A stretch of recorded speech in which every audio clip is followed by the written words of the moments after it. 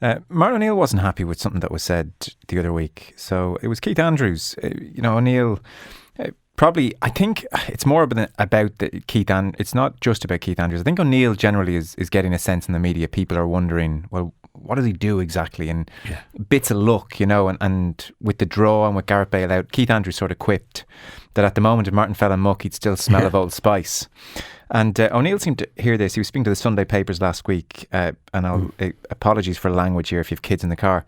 I like Keith, but I have to turn around and say that's complete bollocks. It's complete and utter bollocks. Lucky, I'm sorry, and you can quote me on that. That is absolute bollocks. So he was pretty annoyed about this. He said, I work for these things. If someone thinks I just go and throw some water on my face and come into camp, well, actually, I'm very good at my job. I really am. Then he talked about his life as a player, and then he said, as a manager, I won competitions for Leicester. I managed Celtic in the UEFA Cup final against a side who won the European Cup the next year. That was Porto. He said, I think it's forgotten. I did get the team to the Euros. Outside of getting well beaten by Belgium, no major surprise there. We were brilliant against both Sweden and Italy. Who knows, a bit more preparation against France. With more than 3 days to prepare, we might have got to the final. And he says, you can't continually fluke something. So O'Neill really didn't like that. Didn't like this sense that people are saying, what's he doing? I don't think anybody likes it, Joe, but I'd find it a little bit immature of him to respond to it in the way that he did. You let your results speak for themselves.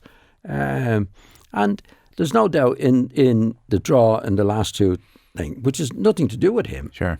Was an element of luck in it. I mean, if we'd have picked anybody before the draw that was taken out with Croatia and Italy involved in it, we said, we'd like Denmark and it was the best. That's happened. It's nothing to do with him.